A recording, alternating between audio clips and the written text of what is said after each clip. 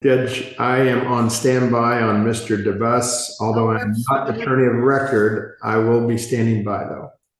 all right, and that's what I'm going to call now because it looks like it's between Mr. DeBus and Mr. Cochran. Well, I can't call, yeah, Mr. DeBus, you want to start your video? Okay, we are back on the record in 2023 TR 2777, State of Kansas versus Anthony Edward DeBus, with Jared Regier for the state, Mr. DeBus in person, and with standby counsel Darren Patterson. Standby because my prior contacts with Mr. DeBus led me to believe that he, even though he wants to represent himself, there's much about the legal system that he doesn't know or understand and would need the benefit, or would certainly benefit, period, from Mr. Patterson's representation. So, Mr. DeBus, at this time, you want to talk to Mr. Patterson and take advantage of his knowledge and experience in the legal system concerning this. Right from the start, you can feel the judge's concern. He's basically saying, this man doesn't understand the law, but he wants to represent himself. That tension sets the stage. We already know this hearing is going to get messy. No driver's license charge, registration, and insurance violations. Let me ask first, are we on the record? Is there a court reporter present? Is there a court reporter present? This hearing is live. It is being recorded. Is someone sitting here with their little fingers clicking across the keyboard? No. So you're saying that this is not currently a court of record? This is a court of record because this is being recorded, subject to transcription at any time. Okay. I would ask for a copy of that transcription. Well, when you file a written motion and pay the transcription fee, sir, that will be arranged. Okay. And Phyllis K. Webster, will you please recite your oath of office into the court of record then today? No, sir, I will not. Why are you refusing to do so? Let's move along. I would please like to have that question answered. On another note, I am appearing specially, not generally, under threat of duress and further coercion by... Here comes the sovereign citizen script. Instead of focusing on his case, he demands the judge recite an oath and claims he's under duress. It's the classic move of trying to put the court itself on trial, but judges never play along. The State of Kansas Corporation. All right, sir. I did take my oath when I was appointed and when I was elected subsequently. Now, what is it I can help you with today? Do you want a trial, a jury trial, or do you want to enter a plea today? It seemed like last time we had court, you entered the plea for me. I did, because you would not. Okay. But yet what you were saying suggested you wanted a trial, so I entered the not guilty plea and set it for trial. Somewhere along the line, you led me to believe you wanted a jury trial as opposed to a bench trial. Had I been making the decision, I probably would have said bench trial. But somewhere along the line, you've made comments to make me think you wanted a jury trial. Now, I have not seen, let me double check. I don't think, Mr. DeBus, that you have filed any kind of demand or request or notice for jury trial. Have you?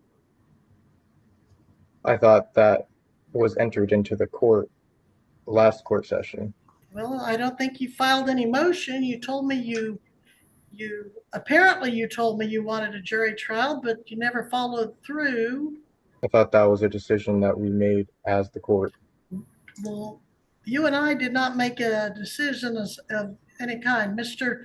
Patterson, do you believe it's acceptable for him to just say he wants a jury trial? Your Honor, pursuant to case law, because there are at least up to 1 year in the county jail possible, if it's ever consecutive, then case law would state that he has a right to a jury trial. Agreed, but does he not need to put something in writing to that effect that he wants one? That was my question. Because there's an absolute right to jury trial, he would not have to put it in writing. It would have to be specifically waived by him, Your Honor, and I don't think he's done a waiver. Very well. Do you agree with that, Mr. Regan? Moment, Your Honor.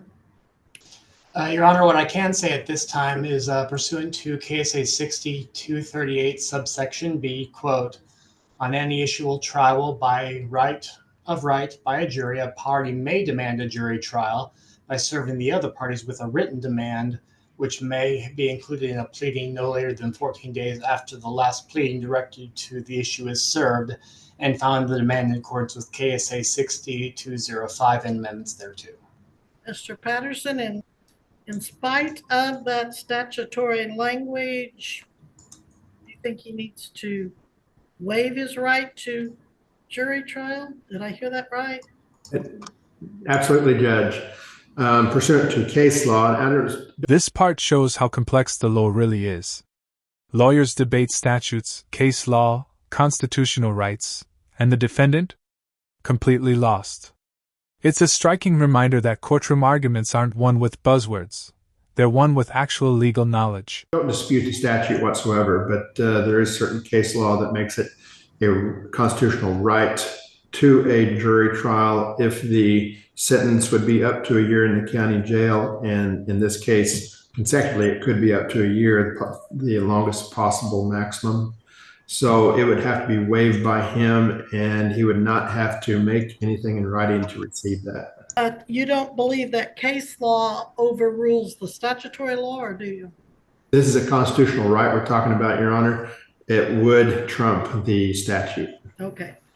And Your Honor, I would note that pursuant to the information filed with the court in August, this case does appear to include 3 counts, 2 Class Bs, and an unclassified non-person misdemeanor. While it would appear that in this particular instance, subsection 2, pursuant to KSA 216602, quote, for purposes of sentencing, the following classes of misdemeanors and the punishment and the terms of confinement associated for each class are established. Class B, the sentence for which shall be a definite term of confinement in the county jail, which shall be fixed by the court and shall not exceed 6 months. So, given that my understanding is that neither a plea nor sentencing recommendations have been submitted to the court in this matter, it would appear that at least the issue raised by standby counsel is somewhat academic. So, Mr. Patterson, when you say up to a year in the county jail, are you thinking if they were to be run concurrently, or consecutively versus concurrently? That would be the longest possible sentence when you start running them consecutively, and that's what the case law would state. Do you have your statutory site or your case law sites by chance? I know you didn't expect to pull them out. It's not one I keep handy, but giving a short recess, I can find that. Well, now before you go to that, now, Mr. DeBoost, do you have any idea what's going on here? I, as a common man, do not comprehend the legalese that you guys are using together. I can look up statutes and... For me, this is the most honest moment of the whole hearing. He says, as a common man, I don't comprehend the legalese. And yet, he still refuses to step back. It's both stubborn and kind of tragic.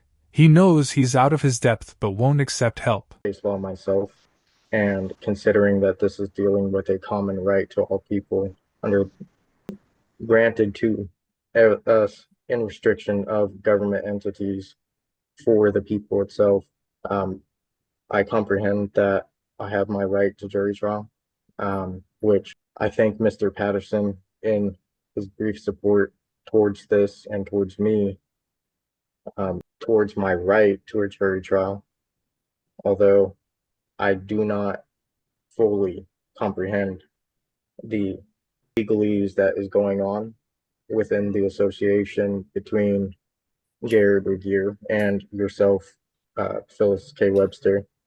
All right, well, Mr. DeBoos, the point is you do have the right to represent yourself, and you've told me you want to represent yourself, and I've asked Mr. Patterson to stand by, and you've already used him here for this purpose. So here's the thing, Mr. DeBoos. No, let me talk now, Mr. DeBoos. Here's the thing.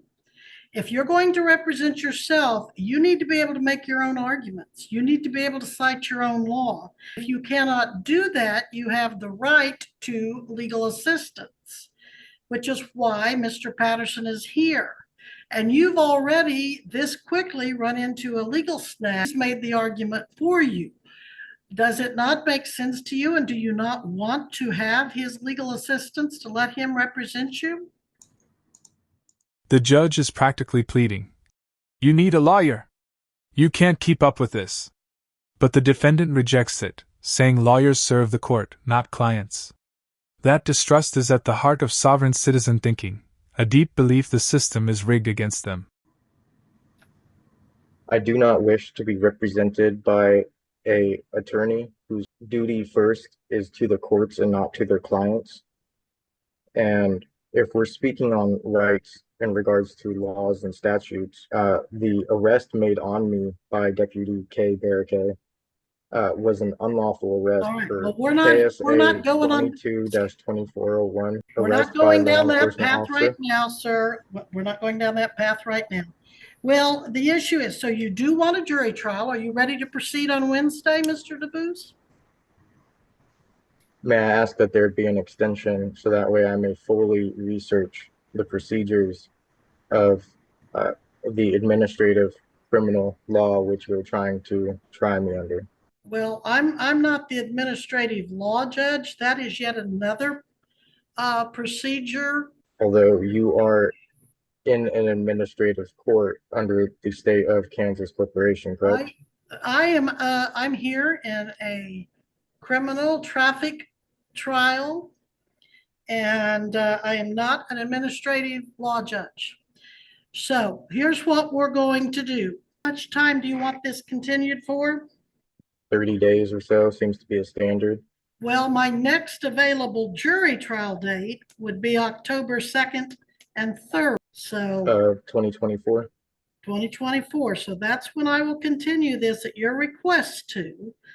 I'll grant your continuance, but that's my next available date. And your Finally, the judge gives him what he wants, a continuance and a jury trial date.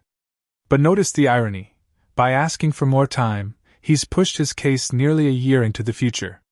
What was supposed to be a quick hearing is now a long road ahead. Trial will be September 30th, 2024. Do you have any objections to that? No objections. Let me write those dates down. You said September what? The pre-trial is September 30th, 2024 at 9 a.m. And the jury trial starts at 9 a.m. October 2nd and 3rd. Both of those dates? Both of those dates. Okay. I would like to point out that the bond and bail I made on this arrest is an unlawful bond, considering that the arrest was unlawful itself. Looks like Judge Crum set your bond on August 18th, 2023 at $2,500 cash or surety, and that will be maintained so long as, sir, you appear at every date and time you're required. Right after getting the trial date, he pivots back into complaints, calling his arrest and bond unlawful. At this point, you can sense the judge's patience wearing thin. Instead of focusing on the real trial, he's circling back to the same claims. Anything else, Mr. Regier, we need to take up on this matter? Your Honor, if the court is granting the defendant's request for continuance, I respectfully have it noted for the record that this case at the next hearing will be over a year in age, as I understand it. So the state is not in favor of this continuance. So I would respectfully have that noted. Additionally, My understanding is that a motion in limine was filed by my office, and if the court is saying this matter for both pretrial and jury trial, I would respectfully reserve my rights pursuant to the stay and have the motion in limine be addressed at the pretrial hearing. That the objection of the state to the continuance is noted, and yeah, we can take the motion in limine up. Your Honor, if I may be heard briefly. Yes, Mr. Patterson, please. The motion that counsel is talking about was emailed to me. I'm not the attorney of record, so I have not accepted service. I sent an email back to counsel, and I did provide Mr. DeBus's address that I had seen in the court system that they can directly mail that to, and I would just ask that that be mailed to Mr. DeBus for service. And Your Honor, I am showing in my file an affidavit of service by first class mail, and which would appear to include a mailing date of at the end of last week. All right. Very well then. And if there's nothing further, did you get that, Mr. DeBus? Did you get the copy of the motion he's in reference to? To what mailing address did you send it to, Mr. Revere? Well, just tell me if you got it or not, sir. Did you? No, I did not. Okay. All right. And Your Honor, one last thing. I did email to court and counsel the copy of the case law about constitutional right to a jury trial. Thank you, Mr. Patterson. I appreciate that. And Mr. Regier, he wants to know what you sent that to. I'm afraid I do not understand the court's inquiry. He wanted to know what the defendant asked, what address you mailed the motion to. Here the judge gives a simple warning: keep your address updated or risk missing court papers. It's basic, common sense advice, but with this defendant, even the simplest things become arguments. Your Honor, the affidavit of service I have in the file appears to be at an Andover, Kansas address. Okay, are you still in Andover, sir? I'm in Wichita. All right, well, you have to keep the court informed of your address, or you're going to maybe miss more important documents. So can you send your current address to Mr. Patterson and Mr. Regier in the chat here without having to say it live over the internet? I'm not for sure the address is going I'm sending in the mailing address now. Okay. And Mr. Patterson, do you have any legal authority that suggests that I reaffirm my oath for him? Do you have anything that says I should do that? Judge, I'm afraid I've never researched that issue, never heard that issue. All right. Well, same here. I do have my oath in front of me. Keep it handy, but I don't see the need to repeat that. It was good enough for the Supreme Court of Kansas. Okay, so that takes care of Mr. DeBus's case. You are excused, sir. The hearing closes the same way it started, defiance. The defendant demands the judge repeat his oath, and the judge flat out refuses. It's firm, final, and makes it clear this court won't bend to sovereign citizen tactics.